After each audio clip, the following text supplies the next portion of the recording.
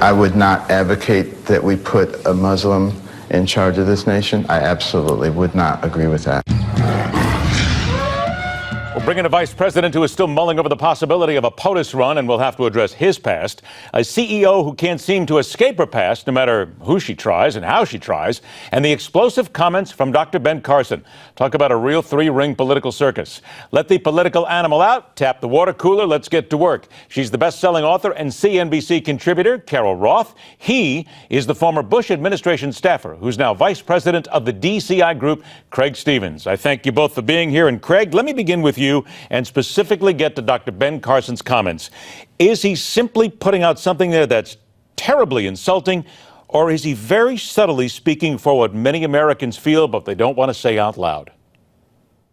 You know, I think Dr. Carson is actually looking towards his base, and he knows that he has to energize his base in order for him to be successful, certainly in an early state like Iowa. He has to catch fire in a place like Iowa for his momentum to keep and carry on.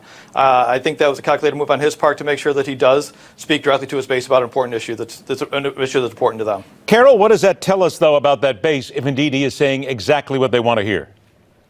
Well, I think that what he said was probably not said particularly eloquently, which is funny because that's usually what Dr. Ben Carson was known for. I think what he was trying to communicate is that the president needs to have a set of guiding principles that's consistent with the Constitution. So just like you wouldn't want to elect somebody who's a socialist, you also wouldn't want to elect somebody who believes that we should live under Sharia law. So I don't think that that excludes all Muslims, but certainly something that if somebody was of the Muslim faith, you'd want to ask them, because we have a set of guiding principles for this country, and it's why so many people come to this country and what makes our country great. Well, Craig, here it is. And Dr. Carson backed up a little bit later in the interview where he said he publicly rejected all the tenets of Sharia. Matter of fact, let me correct myself. He said that the person who would run for office would publicly reject all the tenets of Sharia and lived a life consistent with that. Then I wouldn't have any problem.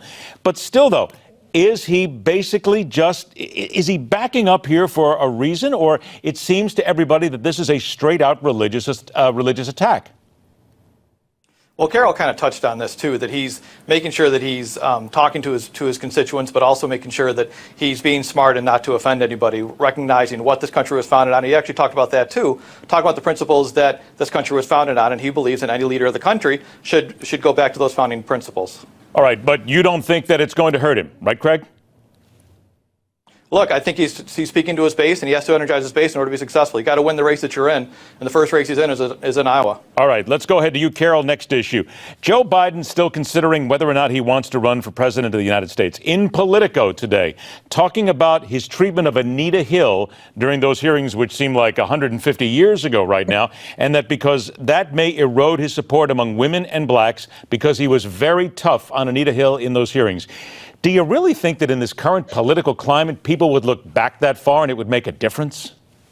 Well, let's put it this way. If he's running against Hillary Clinton, who was married to Bill Clinton, who had umpteen number of rape charges and did something to an intern that had he been a CEO, he would have been fired for sexual harassment. I think it's sort of hard to make the case that you're going to back Hillary because you're pro-women and you want women to be treated appropriately and then turn that against Joe Biden. I just don't see that as a consistent argument. Craig, is this something that Biden needs to get ahead of right now, or would he be smarter to just let it lie and see what happens from here? Well, I think he was smart to get ahead of it, try and talk about the fact that it did start to open up a discussion about sexual harassment in the workplace. You saw that just this past week. I think he was smart to do that. All right, let's go ahead and hit the third issue here. And Carol, I'm going to bounce back to you here. Carly Fiorina and her HP legacy.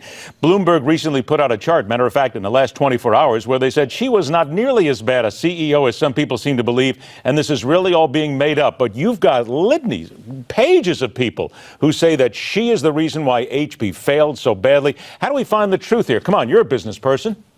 You know, just like anything else, there are three sides to every story, and the one in the middle is the truth. She was not the best CEO from a track record standpoint. You know, she made a disastrous acquisition. She laid off tons of people. She had some business dealings, even with Iran under the table, perhaps. But when you talk about laying off people, though, Carol, isn't that what people do when they become CEOs and they come in and they have to keep a company afloat? Isn't that just de rigueur, normal everyday business?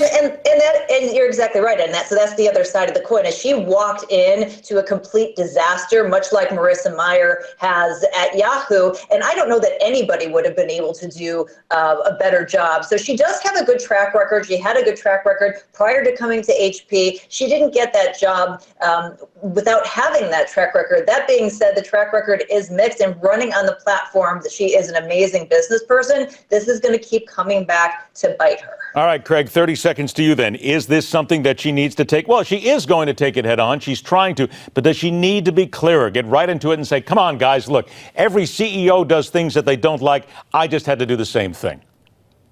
Absolutely. I think she's been incredibly articulate thus far in the two debates. She continues to give her message to her electorate. We just saw how successful she can be up there in Michigan. So I think she's doing a great job, and she will continue to be quite articulate on this issue. Carol, do you think she's doing a great job in handling it?